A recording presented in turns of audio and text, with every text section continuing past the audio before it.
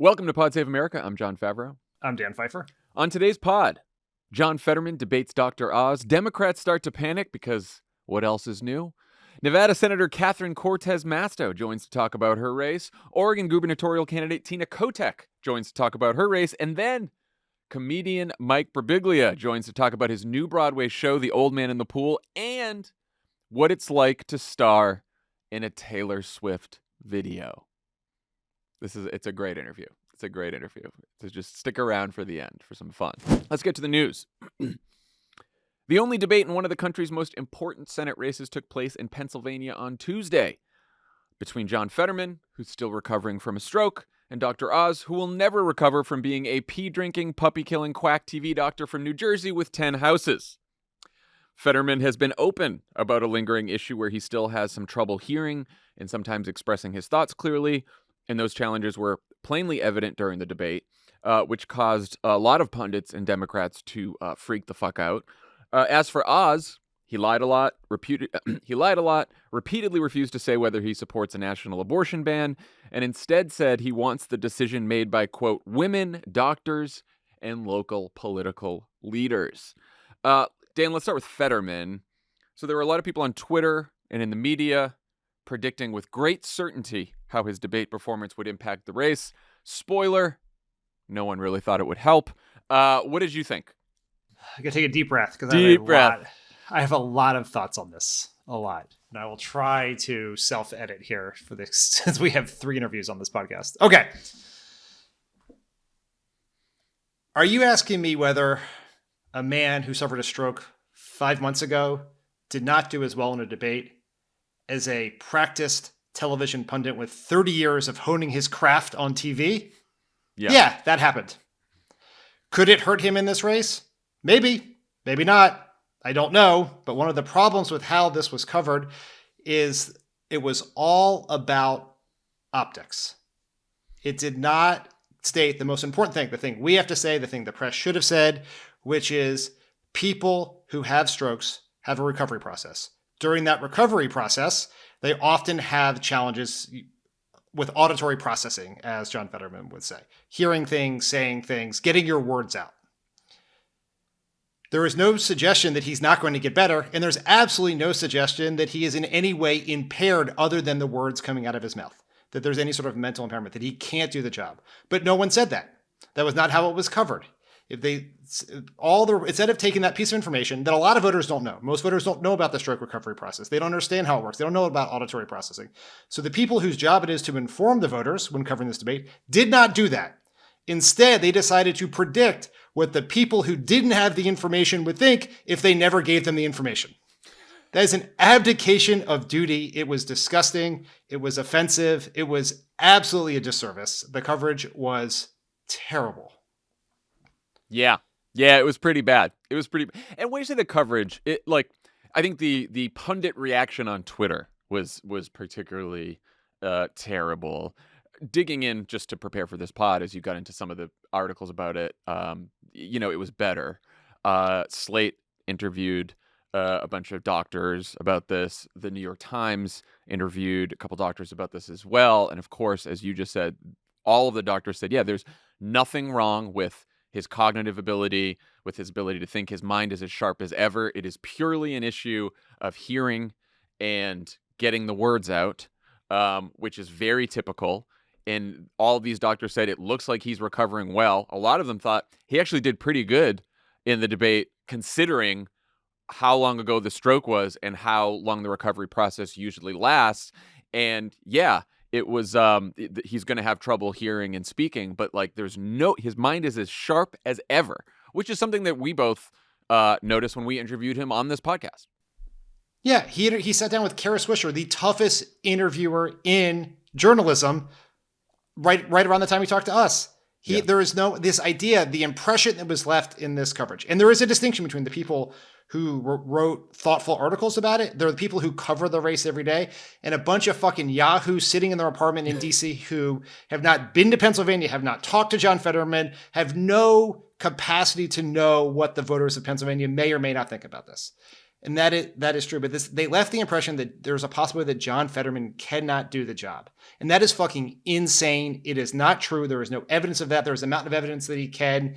It is absurd. It is absolutely absurd. And then some of it they defend it like, well, how's he going to do floor debates in the Senate while he recovers?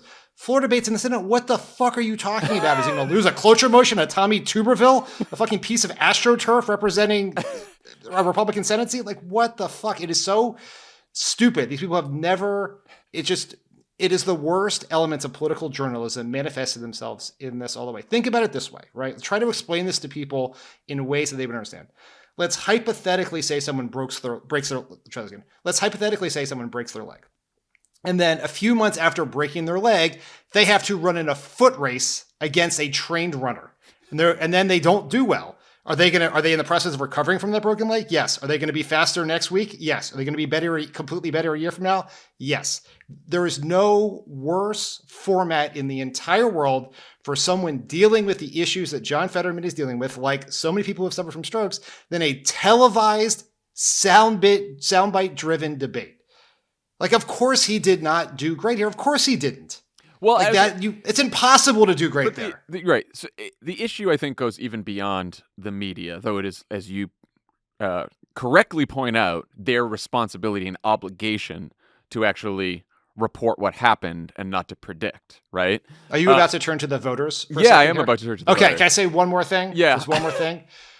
You know what would have been fucking useful for the people covering it? To focus on what Jon Fetterman said, not how he said it, because we know that he's going to be able to say it more clearly next year in the Senate. What about that? Yeah. It's not fucking figure skating contest. But this is what I'm getting at. It is a figure skating contest, and we have talked about that so many times before. Like, we talk about optics. Debates are the fucking optics Olympics. We have hated them forever. Even before our boss almost lost the 2012 reelect because of how poorly he did in his first debate against Mitt Romney during that campaign. He has never liked debates. We never liked them during the primary in 2007. They are a fucking joke. They're the worst way to fucking pick candidates. And yet we have them and they're a thing. And so we all have to deal with them. And like, let's be honest. Of course it was difficult to watch Jon Fetterman in that debate.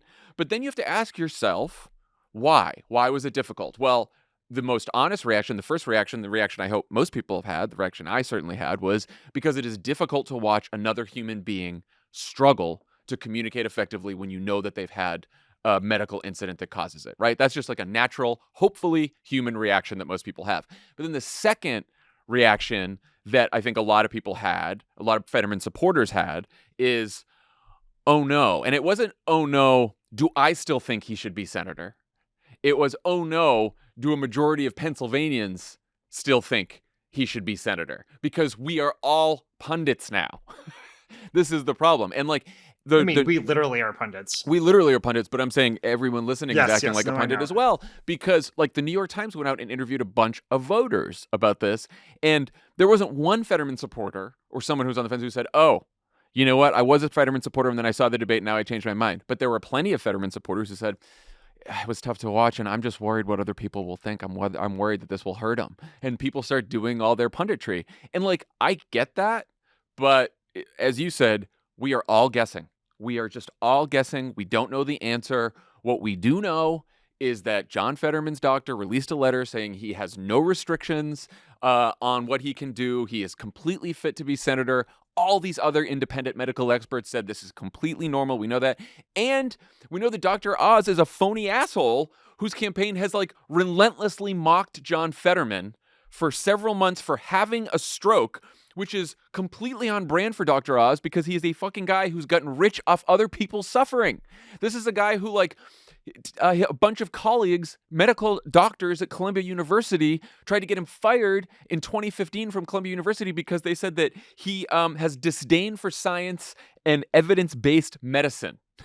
Because all he does is go on TV and promote fucking quack remedies that don't actually work so he can get rich and other people don't actually get healthy. That's who Dr. Oz is, and that's why he fucking mocked Jon Fetterman for having a stroke for the last couple months. So it's like, do you want the guy who's gotten rich off other people suffering, or do you want the guy who has been suffering because he had a stroke, which millions of Americans have had, but is otherwise completely healthy and like mentally alert and ready to do this job and actually fight for the people of Pennsylvania. Like, and so when you're worried about like what it's going to mean for Jon Fetterman, like fucking pick up a phone, talk to some voters, knock on some doors in Pennsylvania, and just tell that to people. Tell the people the real difference between the two candidates. Oh my God, I'm so worked up about this. I'm so mad about it. Yeah, and I'll tell you, so and I'm mad at the media like you are, but like, you know what? Fucking all of these stories had Democrats in Pennsylvania. There were some Democratic strategists who put their name on the quote. There were many of them, of course, who were just fucking cowards who gave anonymous quotes, who were like, this was bad. I can't believe this. If you're a fucking Democrat and you were talking to a reporter, you're a Democratic strategist, and you're talking to a reporter about why you are freaked out about Jon Fetterman's debate performance, and that's going to give you... What is that going to do? Is that going to make any fucking difference? Is that going to help Democrats at all? Or is that just going to make you feel fucking important because you talked to a fucking reporter? That's there's an NBC News story. Every single fucking Democrat in that story should feel ashamed of themselves. Fucking ashamed of themselves. Chris Kofinas, all of them. That was fucking ridiculous. Ed Rendell's out there again, of course. They're all like, Ed Rendell had thoughts on something. What? Oh, great! Now your relationship with the reporters are great. Yeah, you saw your name in print. Congratulations, fucking assholes. We've said it. Give me before. A new party. I will say it again. One of our party's greatest failings over the last many years is our inability to develop an inner monologue. You know what? You're nervous about it. I'm nervous about it. You know what I do? I text you. Republicans don't do this shit. Unbelievable. It's just, it's like, I just don't. Call up your reporter friends. You're going to see them at fucking Cafe Milano later, so I got to be tight with them. You know, I got to give them some, give them an anonymous quote, because then they'll call me and then I'll feel more important. Good for you. Good for you. You're really moving the ball forward. Some Democrats said that Fetterman just should have refused to debate. Like, do you think that was a viable option? I do not, but. Yeah. I mean, I don't pretend to know Jon Fetterman particularly well, but what I do know about him suggests there's not a chance he was going to do that. That's just not, doesn't seem to be in his DNA. And his campaign has run what I think to date has been the best campaign of the cycle.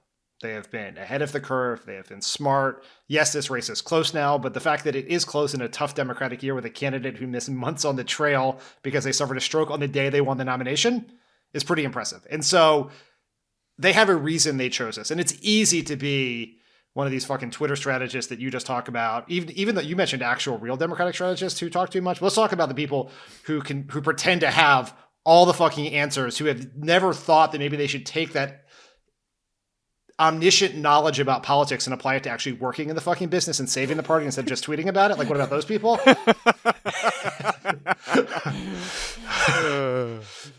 It's like, I know everything that's going to happen in sports gambling, but I won't place a bet anywhere. Obviously, this very good campaign had looked at this question. I bet they even asked voters about it. Maybe they used data and they made a decision. There's no good option here. No. I think they chose the best of two bad options and did the best they absolutely could. And the question isn't what happened. It's what's going to happen next. How do they, I don't even want to say like bounce back from success, that's the right term. How do they close this campaign out on offense, not on defense? Because of the way this played out, at least in the 24, 36 hours afterwards, is they were on the defensive. And so where do we go from here? Yeah.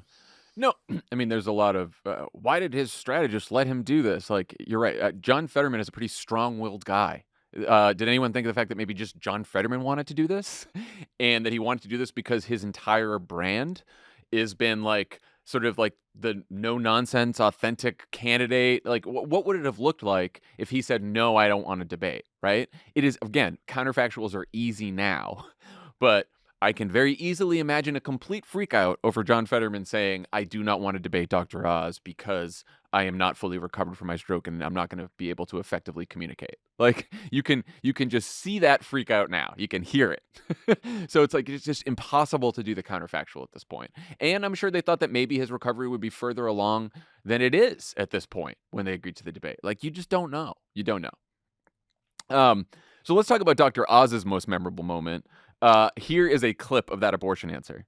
I want women, doctors, local political leaders, letting the democracy that's always allowed our nation to thrive, to put the best ideas forward so states can decide for themselves. So Democrats are trying to make that Oz moment matter more than Fetterman's debate performance.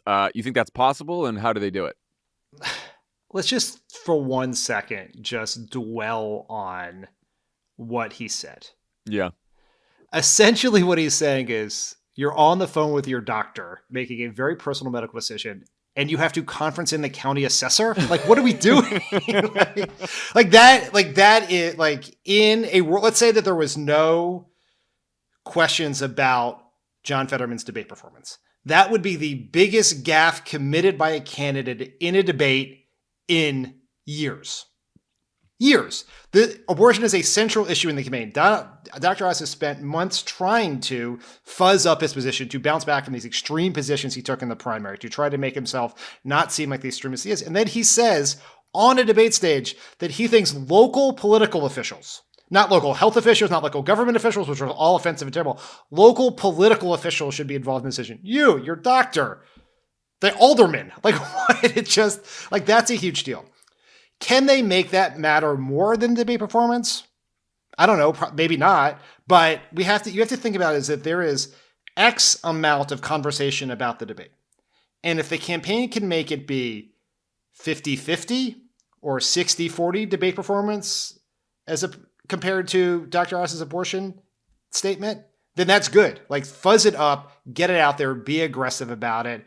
Every little bit of conversation about what he said about abortion is going to help both maybe convince some voters who are still deciding what they're going to do or feel cross-pressured in a number of ways between just angry at Democrats generally, not Jon Fetterman specifically, and concerns about Republican extremism or concerns about Republican extremism compared to concerns as ill-founded as I think they are about Jon Fetterman's performance. That could matter. And so you got to do it. And I think it was smart they put an ad out the morning after the debate to try to push this issue. Also, if you look at Pennsylvania state media and local media, they did cover, I think, Oz's abortion moment much more than they did Fetterman's debate performance because, you know, local and state media is, they don't have a pundit brain as much as like national media does.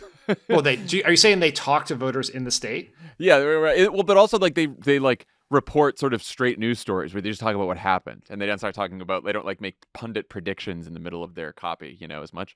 So that happened. Look, I think here's the thing with Dr. Oz's answer there. Like, yeah, this is the guy who said abortion is murder, right? So it's like, it's not necessarily surprising. What he was trying to do is basically say like, yeah, he knows how unpopular a national ban is, but he's totally fine with state bans and local, right? He's totally fine with state politicians and local politicians banning abortion. He just knows that for some reason a national ban is unpopular, so he wants to dance around that and not give us an answer. The guy is like this. Dr. Oz is such a phony. He is such a fraud. Like this is why the New Jersey thing. I'm sure like after this race, everyone will be like, should they have focused so much on New Jersey or Wegmans or the fucking houses and stuff like that? But it's all Dr. Oz is a phony sociopath. He will do and say anything to win, to make money, to do whatever. He's a Trump supporter. This guy is a Trump supporter. Maybe was pro-choice at some point, now is pro-life, says abortion's murder, says he wants local politicians to be able to ban abortion wherever they want. I mean, the guy is all fucking over the place. And I do think that like if you need a message about Dr. Oz in closing, you sort of need to get at the core of who he is, right? It's not just about one issue.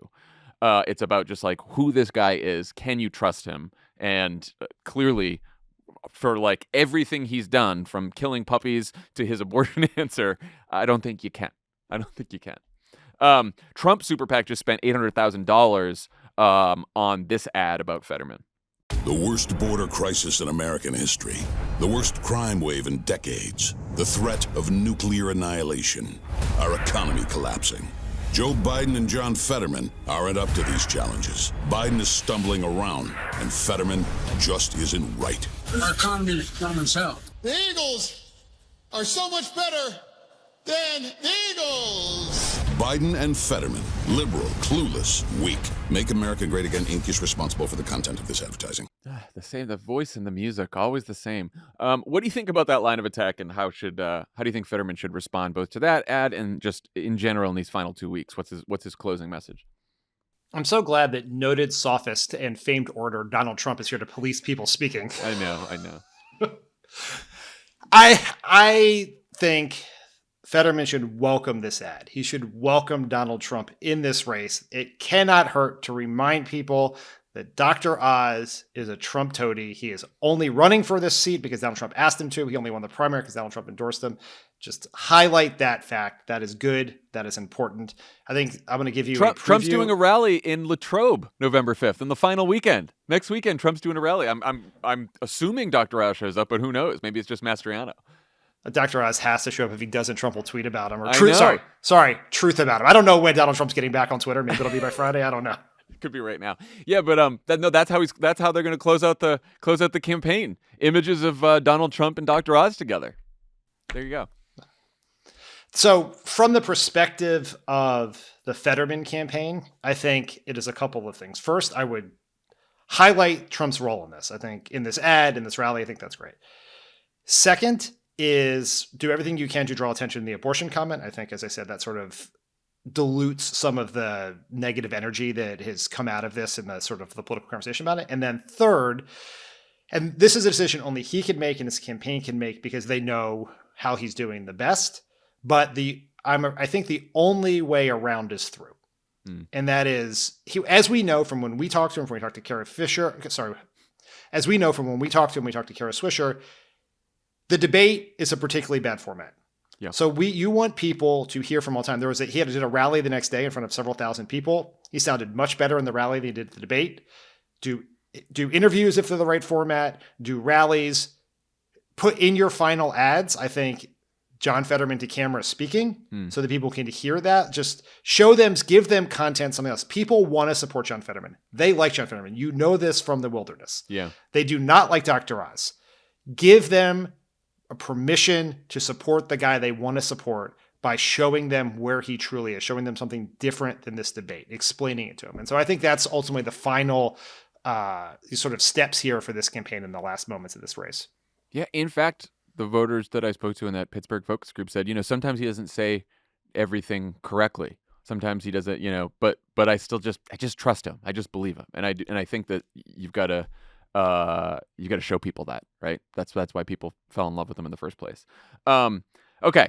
So Tuesday's debate was just the cherry on top of a shit Sunday of polls and blind quotes and stories that have Democrats in a state of panic, which is the party's second favorite state after self-loathing.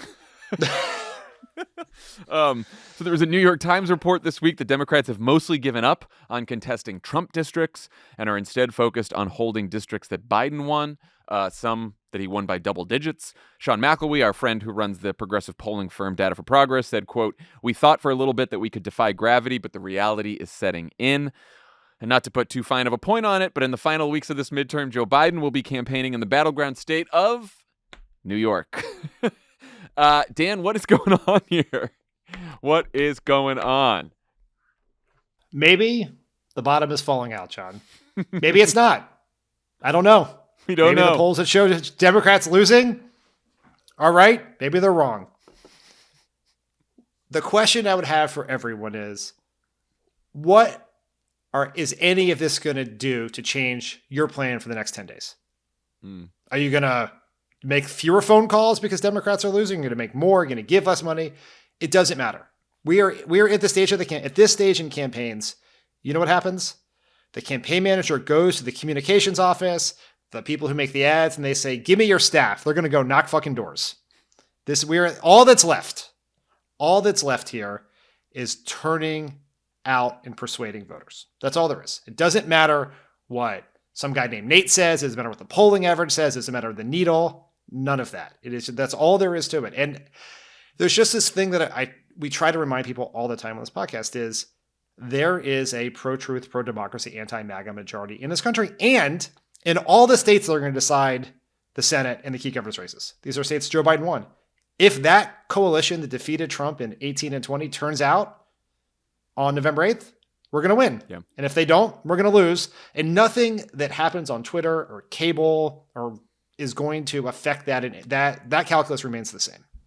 And I will just offer some context about the larger political environment, because I do think if you're out there thinking like, what does it matter at this point? The bottom's falling out. These polls are horrible.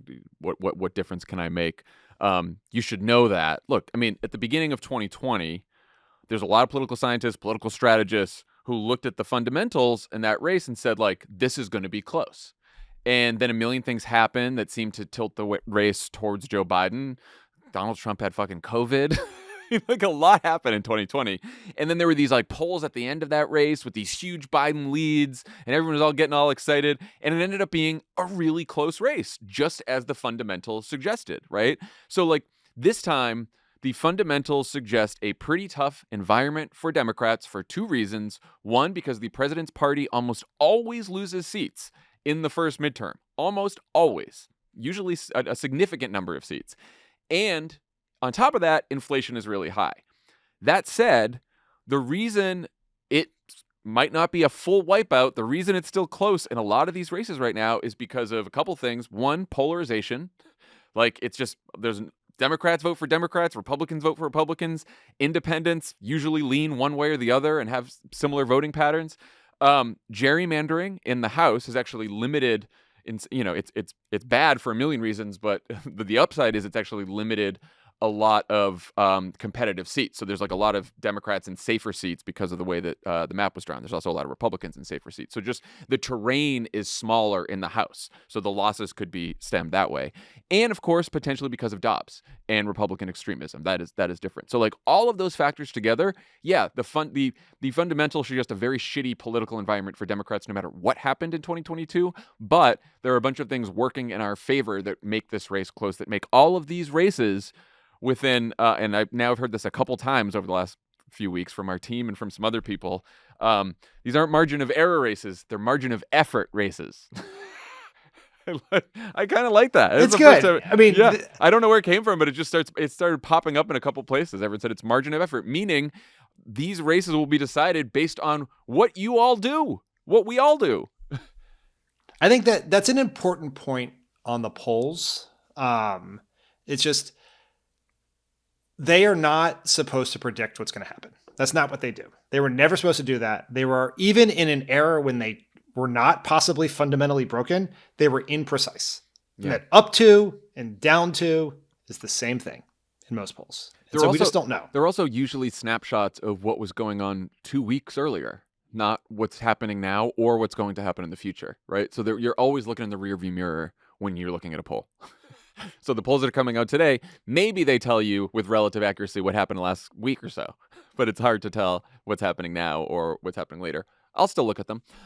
Sometimes what you see in the mirror is the T-Rex from Jurassic Park, and sometimes not. We don't know.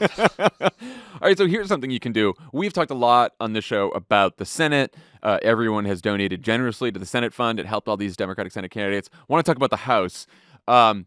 The Congressional Leadership Fund, which is the Kevin McCarthy super PAC, just dumped another $11 million into House races with less than 2 weeks to go. So a lot of House races could use more money. Some of them could use your time to help mobilize voters who might otherwise sit this one out. Again, all voters are a persuasion target at this point, whether they're thinking about voting for Republicans or thinking about not voting at all. You have to persuade people, right? So you go to votesaveamerica.com, sign up to help knock on doors or make calls or send texts. But also, we have updated our House list, our House fund, to reflect the races where your donation can have the most impact right now. So we have a list of House races where, again, we talked to all the people in these races, talked to other strategists, sort of like ran the numbers. And these are the races where you'll have the most bang for your buck, where your dollars can go the most. Can go the furthest and actually really help some of these candidates. So go to votesaveamerica.com, donate to the House Fund, and sign up for some volunteer shifts. Okay, when we come back, Dan interviews Senator Catherine Cortez-Masto about her close race in Nevada. And after that, you'll hear an interview that Tommy did with Oregon gubernatorial candidate Tina Kotek. As if there weren't enough reasons to love SimpliSafe already, here's a new one. You can save big when you get a new system. Right now, SimpliSafe is giving PodSave America listeners 40% off their award-winning security system. When a threat is detected, SimpliSafe's monitoring professionals promptly contact you and dispatch first responders to your home, even if you're away or unable to respond. Their 24/7 professional monitoring costs under $1 a day. SimpliSafe blankets your home in protection with advanced sensors for every room, window, and door. and even hazard sensors that instantly detect fires, floods, and other threats to your home. Their monitoring experts use proprietary advanced response technology to visually confirm when a break-in is real, so you can get the highest priority police dispatch. Lovett has Simply Safe. You bet I do. And boy, is he protected. Snug as a bug in a rug. I set up a Simply Safe system all by myself, and you can do it too, and you're going to really like it. It's better than the others, and it works really well, and I recommend it. Does it work in the metaverse? Sure. In that, Here first. it's sure. All right. Don't miss this chance to save big when you protect your home with the best. Get 40% off your order when you visit simplysafe.com/crooked today. Customize the perfect system for your home in just a few minutes. That's simplysafe.com/crooked. There's no safe like Simply Safe. No safe like Simply Safe. Since you, a devoted listener of Pod Save America, are hearing this, we're pretty sure you're going to vote or already have. But you probably have a few friends that aren't so sure, like the 80 million Americans that chose not to vote in 2020. Hopefully, you already signed up for Vote Save America to reach these people, but we've got another tool to help surcharge your activism. We Decide 22. We Decide is based on years of deep research into understanding how voters think and how to persuade them, and features a bunch of moving, powerful, funny, and persuasive short videos for you to watch and feel good about sharing. If you're frustrated by Dems too often not making a clear, persuasive argument, you'll love the straightforward content on We Decide. You may not be able to get Uncle Bob to stop cracking inappropriate jokes at Thanksgiving, but armed with the ads and clear information from WeDecide22.com, you can at least make him reconsider whether Republicans are really better for the economy. Check out and share WeDecide22.com and follow Way to Win, the team that created it, at @WayToWinAF. This November, you are a part of the fight for freedom, and WeDecide22.com is here to help. Pod Save America is brought to you by Blue Land. The holidays can create even more waste than usual. Each year, Americans throw away 25% more trash from Thanksgiving to New Year's. Well, what if we told you there was a way to get all your holiday shopping done without the guilty feeling over the waste that typically comes with it? That sounds like a great. If I wasn't twofer. guilty, what would I do with all that time? It's true. You'd probably clean up with Blue Land. Blue Land. Blue Land is on a mission to eliminate single-use plastic by reinventing cleaning essentials to be better for you and the planet. And this holiday season, Blue Land is having its best sale of the year, so you can save and shop sustainably for your friends, family, and even yourself. The idea is simple. Grab one of the beautiful Forever bottles, fill it with warm water, drop in the tablet, and get cleaning. That funny? I'm laughing at an old ad where we talked about Forever bottles. Refills start at $2.25. Which you keep your grandparent in on the counter. What's that? It's what you keep your it's Forever bottle. Oh yeah. It's what Aunt Agnes is in. That's right. That's right. Anyway, refills start at just $2.25, and you don't have to buy a new plastic bottle every time you run out. You can even set up a subscription or buy in bulk so you never run out of the products you use the most. From cleaning sprays to hand soap to toilet cleaner and laundry tablets, all Blue Land products are made with ingredients you can feel good about. Try their Clean Essentials Kit, which has everything you need to get started in signature scents such as iris, agave, fresh lemon, and eucalyptus mint. Plus, for a limited time, Blue Land's hand soap is getting a festive upgrade with a beautiful chocolate box-inspired gift set with cozy scents like evergreen, winterberry, and peppermint. Love Blue Land. We love Have Blue been Land. using it. The bottles look great. You don't have to have all this trash all over all this extra plastic all over your house. You don't have to keep ordering new stuff. It's all Exactly. clean. It looks good. The refills are great. Love it. We love it. To take advantage of their best sale of the year, go to blueland.com/crooked. You won't want to miss this. Blueland.com/crooked. That's blueland.com/crooked. Pod Save America is brought to you by Aura. We all do a lot to keep ourselves and our families safe. We wear our seatbelts when we drive. We replace the batteries in our smoke detectors when they beep. And we lock our front door when we leave the house or go to bed. But what do we do to keep ourselves safe online? The answer for most people is nothing. Nothing. Aura is on a mission to create a safer internet. And for Aura, that not only means creating the best security products, it means making it so easy you actually use it. Quickly know if someone has attempted to use your identity or credit without your permission with alerts to your app, phone, or email, up to 4 times faster than competitors. Aura doesn't just catch threats, they help you resolve them with 24/7 US-based support and dedicated resolution agents. Aura's team will be there for you to resolve fraud issues, even if it means getting on a 3-way call with your bank at midnight. And with Aura, the price you pay when you sign up is the price you pay when you renew. They won't raise your prices in year 2, hoping you won't notice. Aura is committed to providing the very best service, and that means transparent pricing, so plans stay affordable and you stay protected. Now, for a limited time, Aura is offering our listeners a 14-day trial plus a check of your data to see if you've already been part of a data breach, all for free when you visit aura.com/crooked. Go to aura.com/crooked and sign up for a 14-day free trial and see if you've already been part of a data breach for free. That's aura.com/crooked. Certain terms apply. See site for details. Aura is the new standard in digital safety. Joining us now is the Nevada senator up for re-election in just a few weeks and the first Latina senator ever elected, Catherine Cortez-Masto. Welcome back to Pod Save America. Oh, Dan, it's great to talk with you. It's always great to join you on the pod. It's great to see you. We are just, less than 2 weeks out. Incredibly close race. Control of the Senate. It lies in the balance. How are you feeling right now? There's so much energy here. I feel on the ground the same energy that I felt back in 2016 when I ran for U.S. Senate for the first time. I just, I'm third generation Nevadan. I get around the state quite often. I show up in the rural communities and in our urban areas everywhere. And there's a lot of energy on the ground. People are paying attention. Number of issues that they talk to me about, including the kitchen table issues, and they're coming out. I have to say, everywhere I go, and I spend a lot of time traveling between Vegas and Reno, and to do that, you have to fly because it's about a 7-hour drive. And everywhere I go, airports, on the planes, in the grocery stores, at events, people will come up to me and talk about the election and show their support, and so that's good to see. And I feel that energy, and now it's just making sure people vote. We've got, it's a really focus on is getting and turning out our voters. It's a ground game now. And that's why we're knocking on doors and we're phone banking and we're making sure we're getting into the communities and talking to voters here in Nevada about the importance now of exercising their right to vote. Some very important questions here for you. First, how many members of your family have endorsed Adam Laxalt? Well, I don't think any that I am aware of. How many members of Adam Laxalt's family have endorsed you? Well, I will say there's about 14 of them because I just called every single one of them to thank them and I was honored to have their support. Yes, it's just notable for the people listening that the people who know Adam Laxalt best are supporting you.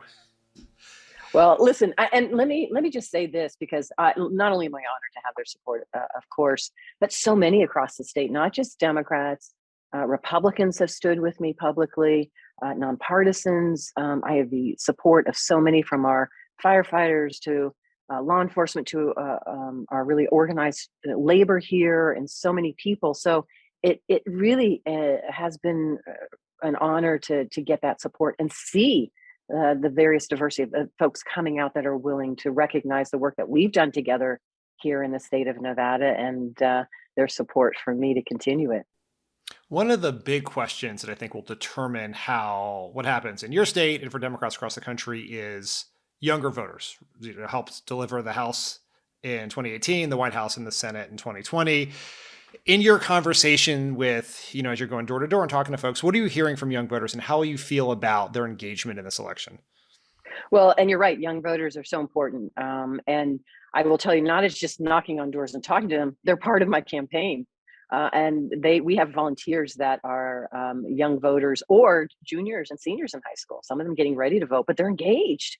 And they're concerned about their future, and whether it's environmental justice issues or the cost of education, or in a state right now where the main hospitality industry here is the travel and tourism, and I'm sure their families, particularly in Southern Nevada, work in that industry, making sure it's strong and robust, and we're creating jobs and they have a future, and we're leaning in to address the climate crisis around the drought that we deal with here and the wildfire. So it is a combination of things. I will say, though, it really is exciting for me not to just be able to talk to them and show up and have these conversations, because I go to our high schools, I go to our college campuses, and I talk to people, but they're volunteering. They're coming out to knock on doors on my behalf. They're volunteering, and they're talking to their peers, and they're talking to other voters about what matters to them, and rightfully so, right? They should be holding us accountable for their future and protecting that future, and that's why, for me, it is important to be engaging with them all the time. Nationally, the conversation around all of these elections hits on a bunch of issues: inflation and associated economic issues, crime, abortion, the future of democracy. But one issue that I know is very important in your state, it's important nationally, but perhaps maybe even more so in your state, is housing. Can you just, for folks, let them know the difference for people who are concerned about the high cost of housing between having you in the Senate and your opponent in the Senate, or Democrats in charge of the Senate, or Republicans in charge of the Senate? Just what are the fundamental differences on the housing issue? Yeah. So first of all, most folks don't know, I was born and raised here. I'm third generation. And for me, it is making sure all of our families have the same opportunities that I had growing up, that my family had with support of our community members. And that's why, let me just say, during the last downturn in our economy, every time there's a downturn in the economy, something happens because our revenue base is hospitality and travel, we take a hit. So the last subprime mortgage crisis that we had, I was the Attorney General. And too many of our families and individuals and Nevadans were losing their homes. And so that's when I took on the big banks. I remember I took on the big banks and said, no, we're going to fight for our families to keep a roof over their head. We're going to make sure they're treated fairly. And that's when I really went after the banks and brought in about almost $1 billion to just support our families. So do I know how important housing is in the state? Absolutely. Housing to so many families is also healthcare, and it's a comfort level for their families and their kids and their future. And so that's why when I got into the Senate, I wanted to be on the Senate Committee of Housing and Banking. Because of the work that I had done, I'd known the fight for our families, and I wanted to continue that on the Senate Banking Committee, and have been able to really focus in our state, building coalitions throughout the state of Nevada about how we address housing at all levels. And in Nevada, when we talk about affordable housing, it's not just for homelessness, it's not just for low income, it's that first-time home buyer. It's for that working family that wants that opportunity to own a home. It is for senior housing. There's so many things affiliated with it. So my focus has been bringing our coalitions together to focus on all those areas and creating this infrastructure so that when I fight for those federal dollars, that they come into the state of Nevada and help our families. And because of my work, I've brought in $500 million in this state to keep families in their homes and help them with rental assistance during the pandemic, and another $600 million that also helped families and help us build that affordable housing in the state. So yes, it is an important issue for so many families here, because I know these families. My family all grew up here and worked in the hospitality industry, and they still do, many of them.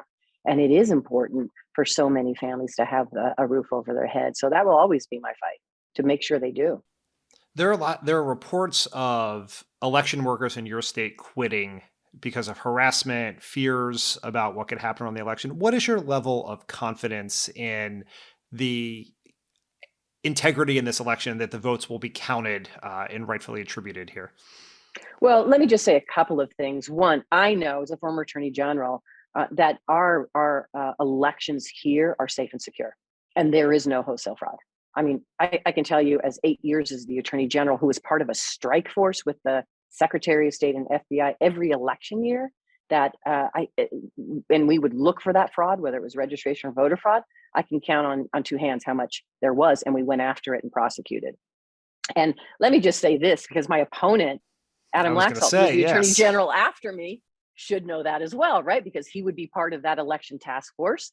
And you can ask him, how much wholesale fraud was there when you were Attorney General that you were prosecuted? Because I don't remember seeing or hearing wholesale fraud during the time that he was Attorney General. However, it's very convenient after he steps down and he loses a race for governor in this state. He co-chairs Donald Trump's reelection. And when Donald Trump loses, goes around the state claiming that there was election fraud and that it was stolen from Donald Trump.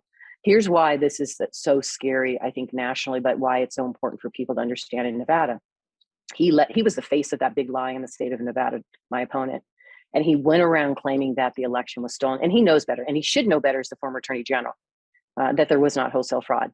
Because 5 litigations, right? They challenged it in court. He led that challenge, and every single court said no. In the state of Nevada, there was no wholesale fraud. Our Republican Secretary of State at the time said, no, there was no wholesale fraud. This election was not stolen. And at the end of the day, he is still peddling these lies. He has gone so far to say that if he loses this election, to me, it's because it's stolen and he's going to investigate. But here's the scary part of all of this, and this is why this is so important for people to really connect the dots. When you're fueling that big lie, that fuels the mob that we saw on January 6th. That the mob that literally overran the Capitol under the misinformation and this big lie that it was somehow stolen, and we know it wasn't. And let me just say, people lost their lives that day. Law enforcement was attacked that day. I was there. I remember very clearly going up to defend the electoral votes that day because they were challenging Nevada's votes, thanks to Adam Laxalt. They were challenging Arizona, and I was asked to defend Arizona's electoral vote. So I was preparing my remarks in the Capitol that morning to go up to the floor to start that debate and defend those electoral votes for the peaceful transfer of power of democracy in this country, right? And when I was walking out of my Capitol office, I encountered a police officer, Capitol police officer, and he was in the restroom flushing his eyes out with water. And I basically said to him, "Are you okay? What is going on?" And he had been pepper sprayed. And now I knew that the protest that Donald Trump, our former defeated president, was having some sort of protest at the Ellipse to protest this peaceful transfer of power. And I knew it was further away, but I didn't know how close they were until I saw the Capitol police officer that morning. He flushed his eyes out. He ran back up the stairs. He said, "Don't worry, we're going to take care of this." And so he ran out. I go to the floor of the Senate to start the process to defend our electoral votes against some of my colleagues who perpetuating the big lie, claiming that it was stolen. The middle of it, just before I get ready to get up and speak, Capitol police officers come in and shut it down. They said the Capitol has been breached. You're safe where you are right now, but we need you to stay quiet and listen to us, and we will tell you when to leave. And so, and you know, Dan, when you're in the Senate, there's no windows. You can't see what's happening on the outside. And you don't know who's going to come through all the various doors that are available to the Senate. Now I'm thinking, oh my gosh, do they have guns? What are they're going to come, blasting through? Who knows what's going to happen? But we could hear them as they were moving. And it wasn't until I saw the video of the one Capitol police officer that you saw, he was directing them away from the Senate doors and towards the rotunda, that I could connect and say, oh my gosh, that's what he was doing. That's the noise I was hearing as they were pushing them towards the rotunda. And as soon as they did, the Capitol police officer said, "Okay, everybody up, out this side door, go, move as quickly as you can. We're going to take you to a secure location." And when we got to that secure location, that was the first time they brought in TV so we could see what was happening. And I will tell you, I think there were so many of us that were just adamant that it didn't matter how long it took to clear this Capitol, we were going to go back and finish our job. We were not going to let them stop us counting those electoral votes for that transfer of power from one presidency to the other in this country. And so you saw us in the wee hours of the morning when they finally cleared the Capitol, go back and finish our job. But I will tell you, when I walked through the Capitol, that back to the Senate floor and then to my office, it was destroyed. Not only was there broken glass, broken doors, furniture everywhere, Trump paraphernalia everywhere. The offices near my Capitol office had been broken into by a window. That's how they got in. And they tore everything apart, ripped the furniture apart. Everything was upside down, ripped TVs off the walls. I mean, it was completely destroyed. And I think all of us in this kind of shell shock, but at the same time, mad that what we were seeing and that what they tried to do, and we were not going to let that happen. We were going to stand up and make sure that we push back against it. And to this day, I feel the same way. And I will tell you, it was a couple days later when we were able to go back into work, and I walked into the Senate, and the first Capitol police officer I saw, I thanked them. Every single Capitol police officer I saw.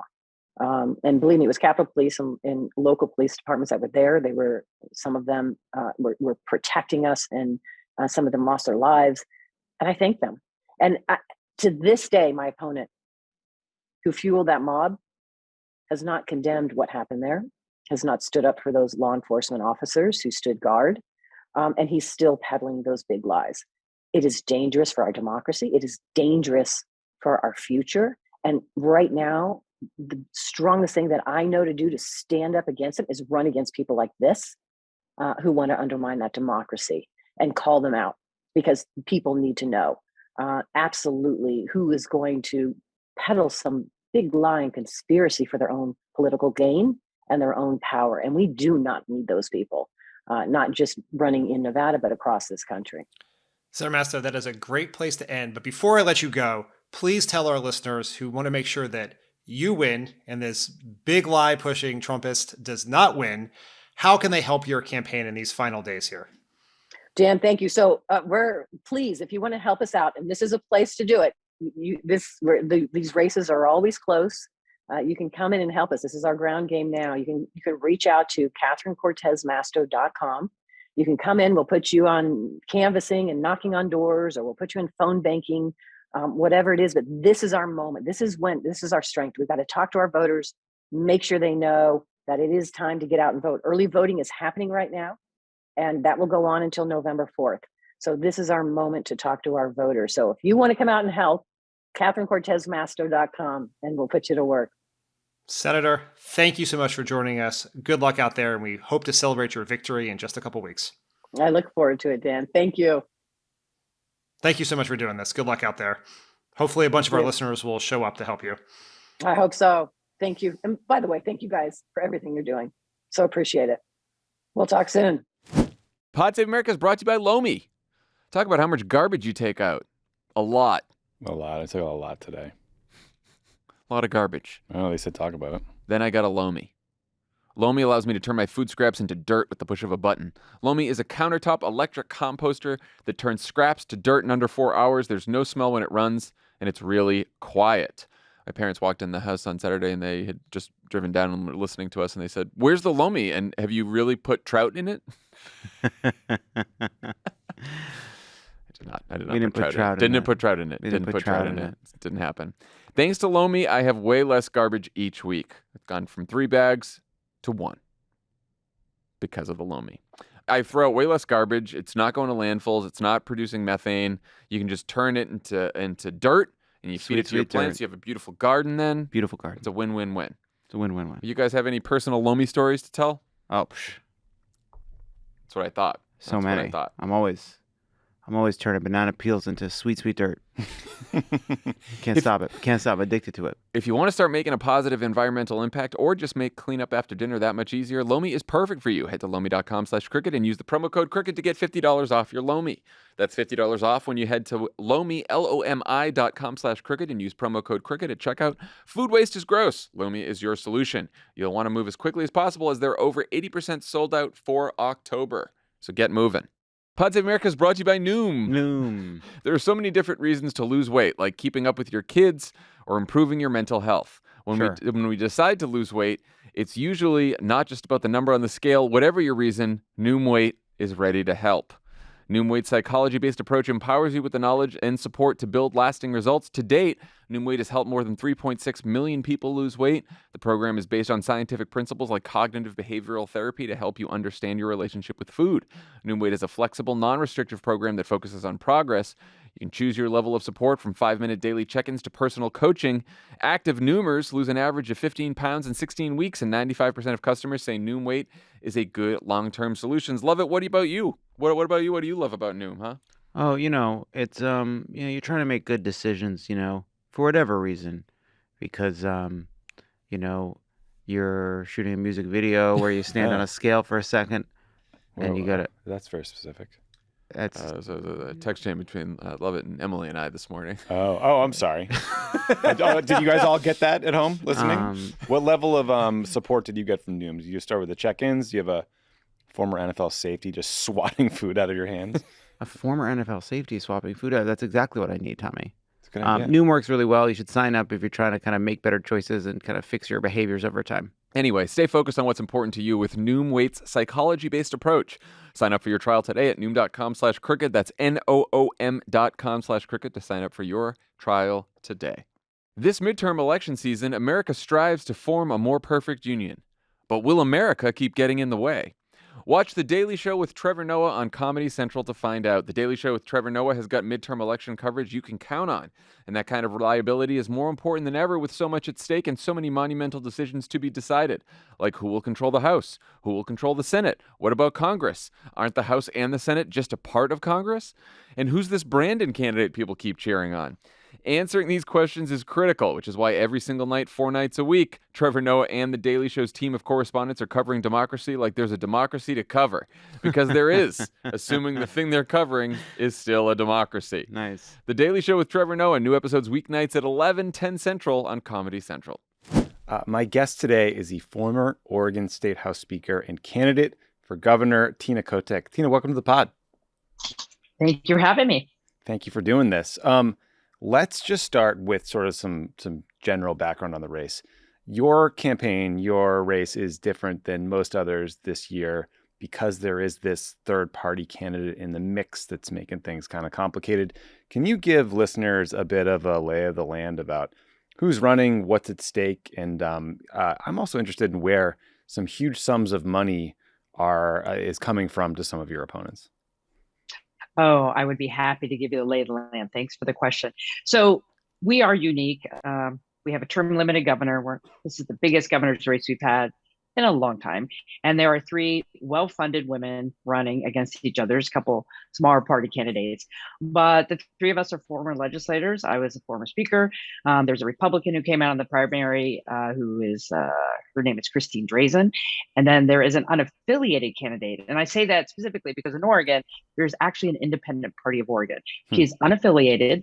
Senator Betsy Johnson. She was a Republican, became a Democrat, was in the legislature for 20 years. And then at the end of last year said, I'm out, don't want to be in the party. I'm going to run as an unaffiliated candidate. And she comes from money, but is also getting a lot of money from large special interests, including the founder of Nike, Phil Knight, who I believe ended up giving her about $3 million. And we have no contribution limits here. So you have experienced folks with money running against each other. And so it doesn't fit the national narrative. This is really a very unique race because of a 3-way. Oregon could be very purple. Our governor's races are always interesting because they're off cycle, but this is an incredibly unique race. And if I weren't in it, I'm sure I'd love to study it, but right now I'm just trying to win. Yes. So. We want you to win. What's wrong with the Nike guy? What crawled up his ass and died for $4 million? Well, he's actually into this election cycle in Oregon for about $7 million. He invested in the unaffiliated candidate, Betsy Johnson, early on, along with all kinds of other special interests like extraction industries, timber, concrete. They're all in for Betsy, right? She was on TV since March. And then he just switched to give $1 million to the Republican because he knows Betsy can't win. She's now in spoiler category because she's just dropped in the polls. So he's now investing in the Republican. But he's also put a whole bunch of money to try to keep the legislatures, both the House and Senate here and our state legislature, from staying in Democratic control. He's trying to flip the whole state red. I don't know what his problem is. He has said publicly he doesn't like me. I've never met him. I don't, whatever. But all I can say is I stand up for working people. I stand up for fairness. I want a fair tax system. So maybe he just doesn't like that. Man, got a real My Pillow guy vibe going on here. Exactly. Stepping back to some broader issues. I mean, I'm not in Oregon. You know way better than I do. Some of the articles I've read said that voters are concerned about crime, especially in Portland, where there's been an increase in the homicide rate, an increase in drug overdoses. Democrats across the country, regardless of circumstances, are getting attacked as soft on crime. I was curious how you're pushing back and if there are any lessons that all Democrats can or should learn from your experience. Well, I think it's important for Democrats to talk about public safety and keeping our communities safe. I'm pushing back by saying, look, my record's been very clear. In the state legislature, I supported whatever came into my world in terms of funding and policy. So, for example, making sure our state police have been funded, making sure our crime lab has been funded, really core things that the state runs. Policing is mostly a local issue. I believe that we need more law enforcement particularly in Portland. We're very short-staffed. I've also supported crisis response. But getting back to the bigger issue, I've never seen the wrong track, right track numbers so bad in Oregon, right? People are angry. They have reason to be angry. We just went through 2 years of hell. Crime is up. Livability feels bad. We got people living everywhere on the streets here in our major cities. That has to change. And what I've said to people is, I'm with you. I'm mad. That's why I got in this race. We can fix these problems. We don't have to go down some right-wing track that these other two conservative candidates are offering you. That is the wrong direction. You want to fix things? Let's keep our values and fix things. And that's, I think, is the crux of the race right now. Yeah. One interesting thing I noticed was that in 2021, Oregon decriminalized possession of small amounts of a number of drugs, including some hard drugs, heroin, cocaine, methamphetamine. Now you basically get fined instead of going to jail. Oregon also increased access to addiction treatment and other health services associated with that change. Just to put my personal cards on the table here, I think American drug laws are crazy. They have a racist history. I think that treating addiction like a criminal issue doesn't solve addiction and only leads to mass incarceration. So I fully support any creative efforts to change our drug laws. But the challenge is obviously that treatment services take a long time to show an impact. Meanwhile, citizens might get frustrated when they see, open drug use in cities, or maybe they just don't feel safe. I was wondering how you message those kinds of policy changes to voters and convince them that there is potentially a long-term benefit, even if they're dealing with acute short-term challenges. Very good question. Well, our recent polling is showing that Oregonians support what they did at the ballot in 2020.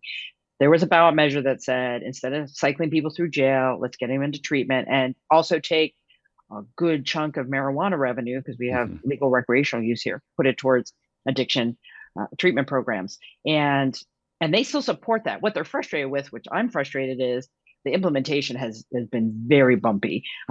Some people are getting more help. There are more providers, but it's not where it needs to be. I mean, the state took 9 months to get the contracts out. Governor Brown, very absent on this topic. We should be moving with more urgency. We have an epidemic on our hands in Oregon and other states as well, right? Meth, fentanyl, it's really bad right now. And we need to make sure people can get into recovery. So my job as governor is to follow the promise that voters wanted when they passed this measure back in 2020, make it work. My opponents just want to throw in the towel and say, we should, send it back to the voters. Or I'm like, they don't even have the guts to say they want to fix it. They just want to send it back to the voters. That's going to take years. And right now people need help. So let's make what we have work. And it does need to be, I think the connection between law enforcement can be stronger, where that handoff to a treatment hotline is much more clear and getting people into the services they need. And that is where we should spend our time and energy. That's why that's what I'm saying. Voters said fix it. We're trying to fix it. That's why I want to, go that direction. Yeah. I mean, I feel like at this point, everybody knows someone who's had addiction issues or gone through treatment. I mean, I think we can find some empathy here for other human beings. The other broader debate you're seeing in politics is, how much should Democrats be talking about the economy and inflation versus, the extremism of the Republican Party and specifically Republican efforts to restrict abortion access? So just wondering what arguments resonate when you're on the trail, when you're talking to voters. What do they come up to you and talk about, and what do they want to hear about? Well, and I've just been out on the road on my Working Families tour, because I'm the only candidate that has stood up for our working families for 20 plus years. I got into this work saying, how do we help people put food on the table? How do we reduce their healthcare costs and their childcare costs and their housing costs, so they can have economic stability and self-sufficiency? And my opponents have, the Republican voted against the middle class tax cut. She doesn't like any of the housing work to keep people housed. Senator Johnson comes from money. So you see folks that just aren't really in tune with what average Oregonians are dealing with right now. And so I've been talking a lot about that with folks, had some great conversations about childcare costs. So very digging into I'm going to be on your side. I've worked on these issues. We have to make sure people have what they need. And to the extremism argument, this really does go to where Christine Drazan is. The Republicans I have a new vision, or I'm going to bring a new Oregon or new direction. That is just right to the right. It's I want to undo environmental regulations. I want to ban abortion. She's hanging out with folks who went to the January 6th insurrection. Oh, good. She is extreme and wrong for Oregon. She's okay with the QAnon candidate running against U.S. Senator Ron Wyden. She's she's a Republican. Well, she's showing her cards. This is not Trump country, but that's where she's coming from. Mm-hmm. So on the one hand, it's like, who's going to be with you? And do you really want that? Really? Do you really want that? So, I mean, those are the actual conversations I'm having with people every day now between now and election day.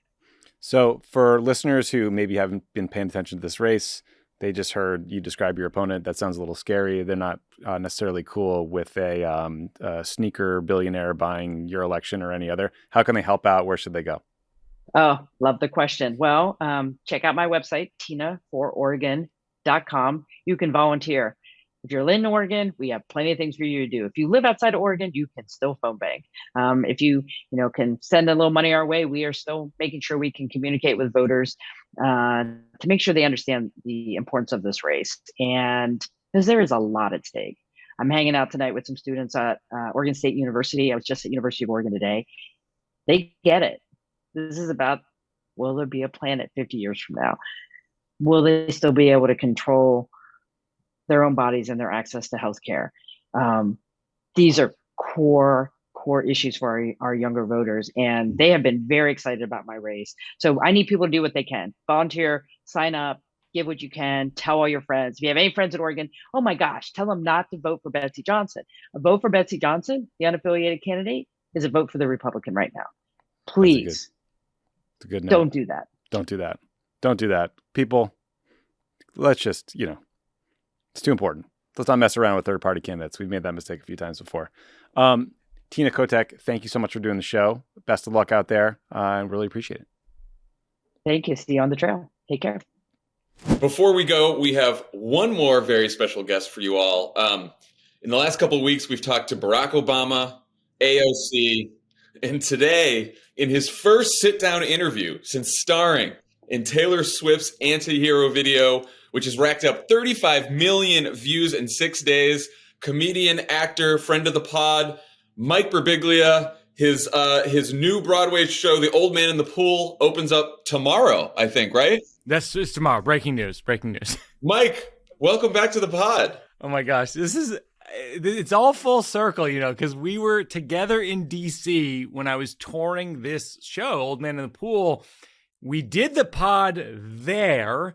And then now it's on Broadway the same week that this mega video came out. And so here's what I wrote down. My message for the listeners is the checklist is vote, bring your friends to vote, plan a trip to New York to see The Old Man in the Pool. That's perfect. All right. So we are big fans of Taylor Swift at Pod Save America.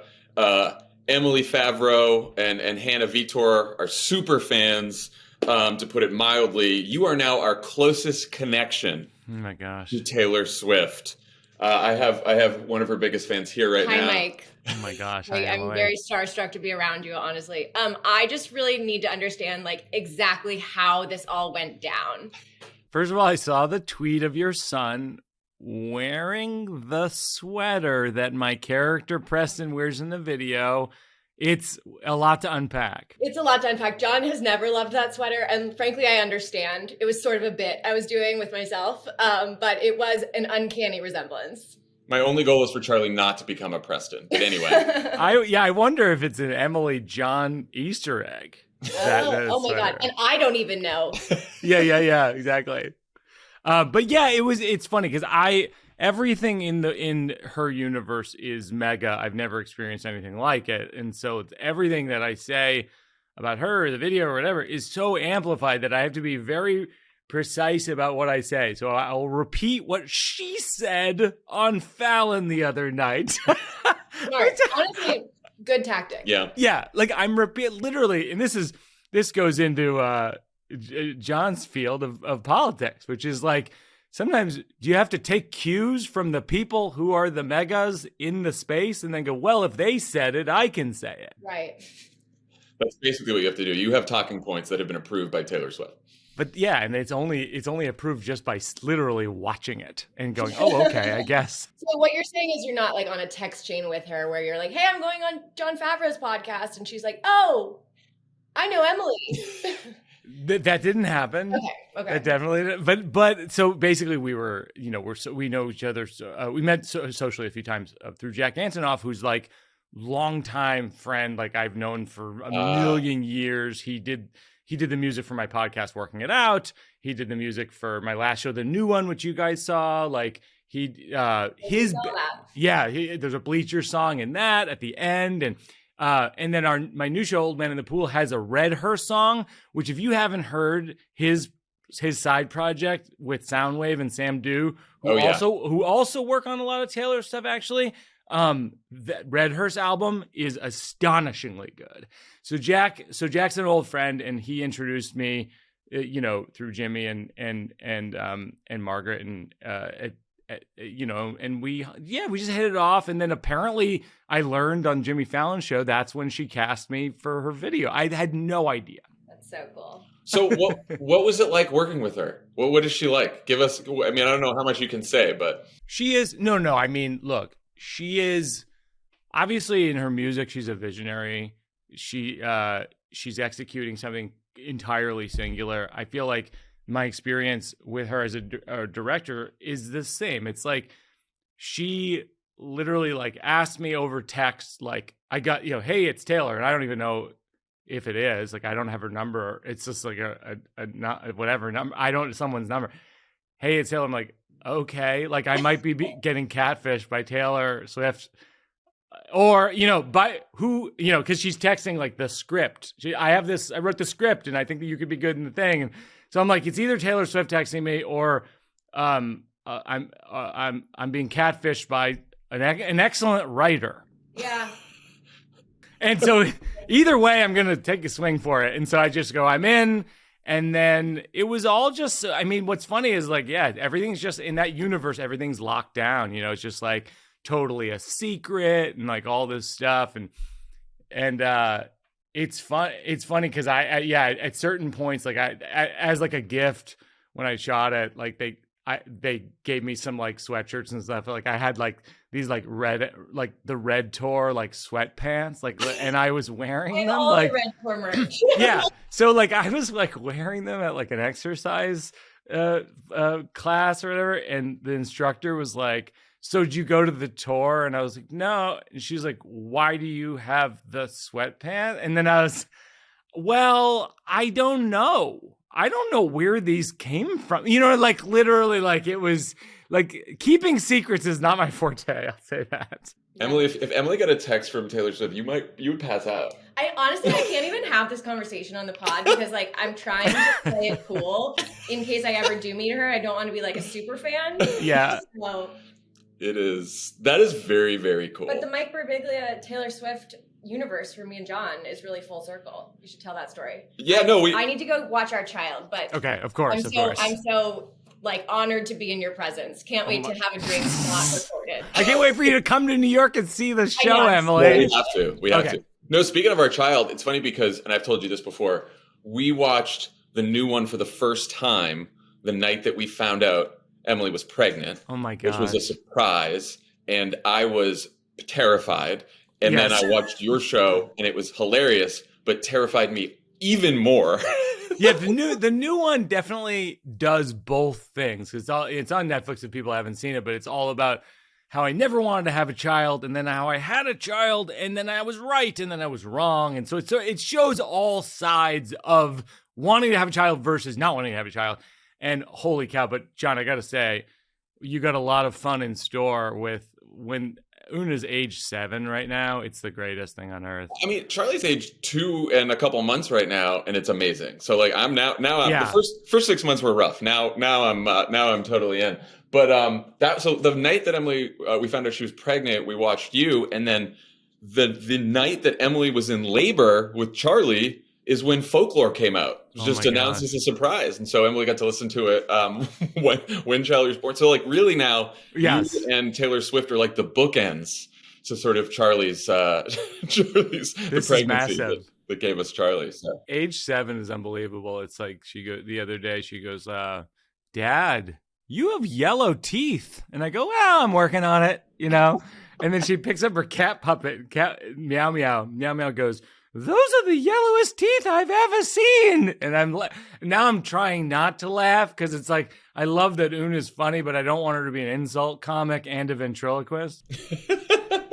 I love that. Well, everyone should go see The Old Man in the Pool because you are hilarious. You did our DC PSA show live, and it was, I think, like one of the all-time funniest segments on Pod Save America ever. It was so funny. That wrestling story, the wrestling story I told in the episode is, you know, a longer version is in the show, actually. Oh, that's perfect. All right, well, everyone go see that show, and then put us all on a text chain with Taylor, and we'll figure it out from there. Wait a minute, what?